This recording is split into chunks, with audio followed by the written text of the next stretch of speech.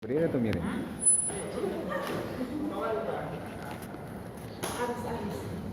mau ada di sini. Dengan Aris Soleman. Aris orang P ini orang yang dituakan. Orang yang dituakan.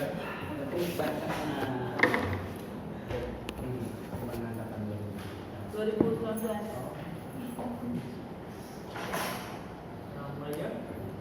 Oke, terima kasih. Assalamualaikum warahmatullahi wabarakatuh. Selamat sore semuanya.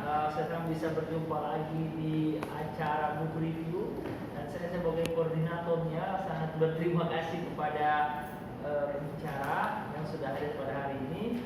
Tapi sebelum itu yang saya hormati Direktur Eksekutif PSIGAE Pak Sulaiman PSI, Iya.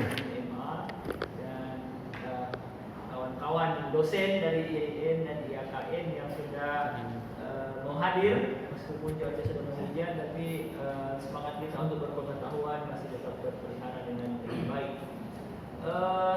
Terima kasih juga kepada spesial untuk Ibu Lydia Kandoangko MA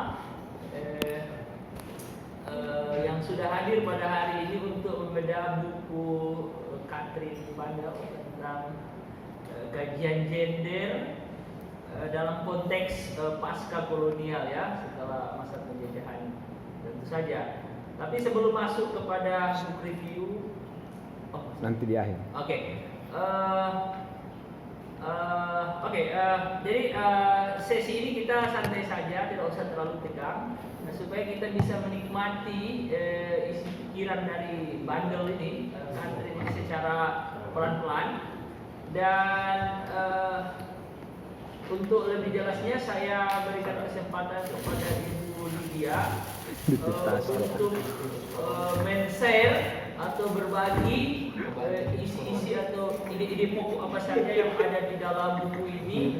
Dan ini sangat penting karena bicara gender berarti berbicara relasi laki-laki dan perempuan. Tapi saya tidak akan menjelaskan itu lebih lanjut, biarkan saja expert atau pakarnya yang akan berbagi kepada kita semua. Mungkin karena waktu mulia dia mungkin 30 menit kan, boleh ya, supaya masih ada waktu kita lebih banyak untuk tukar tambah pikiran di forum ini. Kepada ini Ibu dia punya Bapak Aris ya. Tak ada logika. Oke, kedatangan Bapak Aris menambah semangat kami pada sore hari ini. Dan saya langsung berikan waktu dan kesempatan kepada yang kami untuk menyampaikan ide-ide pokok dari isi buku kepada kita semua. Silakan Ibu. Terima kasih Bro Buyung yang telah memberikan waktu dan kesempatan mengajak karena bisa bersama-sama dengan teman-teman dari IAIN untuk saling berbagi dan men-share mengenai kajian-kajian gender. Nah, memang memilih buku ini karena kemarin bikin polling, kayak santai-santai aja bikin polling di Instagram. Masih bingung sih mau bahas masyarakat resiko Ulrich Beck atau mau bahas Harriet Moko sama Katrin Bandel. Tapi pada akhirnya waktu di polling memilih dua buku, bukunya Harriet Moko yang membongkar ilusi kebenaran atau kajian gender dalam konteks pasca kolonial dari Katrin Bandel. Ternyata yang banyak penggemarnya ini, buku ini. Jadi akhirnya menawarkan ke Buyung agar supaya kalau mau book reviewnya dari buku Katrin Bandel. Nah, saya pandang ya, ini bukunya judulnya Kajian Gender dalam Konteks Pasca Kolonial. Ini penulisnya Ibu Katrin Bandel. Beliau adalah lulusan dari program studi Indonesia di Asian Africa Institute di Universitas Hamburg. Ya, buku ini khusus untuk beberapa kolega akademis di Harvard. Salah satunya Dami Toda, Sana Abdul Munawir, dan juga Rainer Carles. Ini buku spesial karena Profesor Rainer itu saya berguru langsung dengan profesor dan memang kecintaannya ke Indonesia sangat besar. Kalau ke rumahnya sampai basement, sampai atas itu buku mengenai Indonesia. dan memang mereka sangat mencintai Indonesia. Bahkan saking cintanya kalau masuk ke rumah mereka tidak merasa Eropa, tapi merasa Indonesia. Iya, karena ada wayang, ada patung-patung batik dan sebagainya. Untuk sofanya mereka sampai sarungnya batik. Nah, ini penerbitnya Sanata Dharma University Press. Ini buku masih cetakan pertama tahun 2016. Yang kita langsung saja mereview buku ini dengan pro dan kontranya. Jadi buku ini dibagi dalam beberapa bab dan kita akan membahasnya per bab karena buku ini adalah kumpulan tulisan-tulisannya dari Ibu Catherine yang dia bukukan. Jadi ada beberapa tulisan sama laporan penelitiannya yang dia bukukan. Dan memang Ibu Catherine ini fokus penelitiannya pada kajian gender dan juga kajian pasca kolonial atau post kolonial. Dia menitik beratkan pada bagian pertama, menitik beratkan pada bias gender dalam konteks lokal dan global. Ketika melihat gerakan feminisme dan perlawanan atas ketidakadilan gender.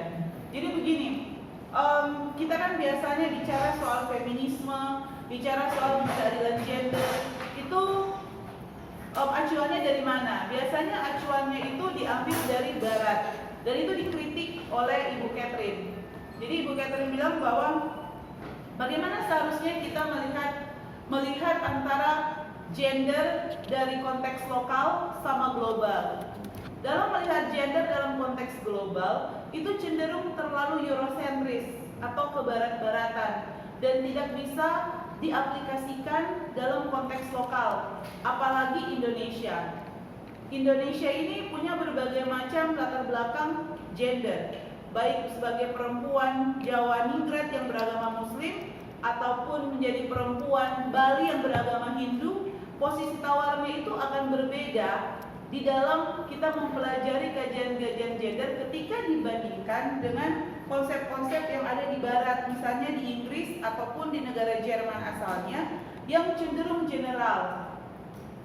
Dan juga dapat kita katakan bahwa ada beberapa white supremacy di atas itu yang dimana menjadi acuan. Sekarang gerakan feminisme ini sebenarnya untuk siapa sih? Siapa yang akan dibela dengan adanya gerakan feminisme? Banyak dari para perempuan-perempuan feminis yang mengatasnamakan bahwa kebebasan untuk perempuan. Tapi perempuan yang mana?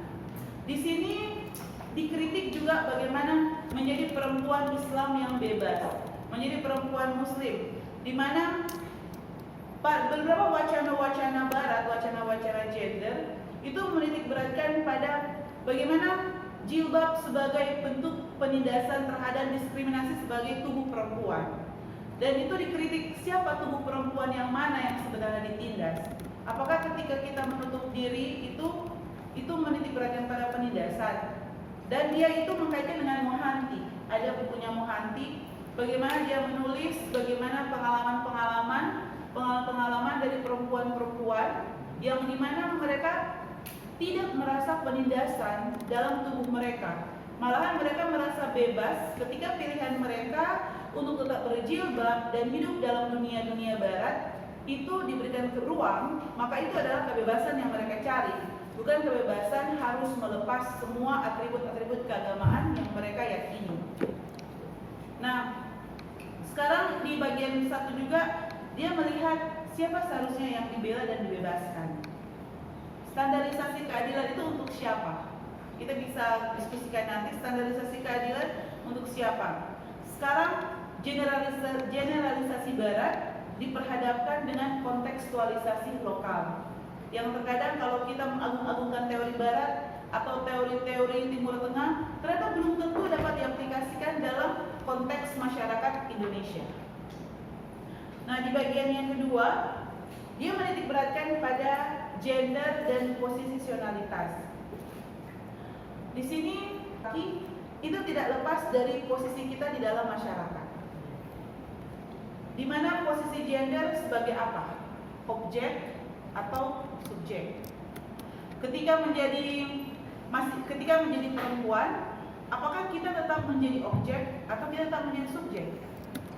Ketika perempuan, yang dia kritik bagaimana ketika dia kasih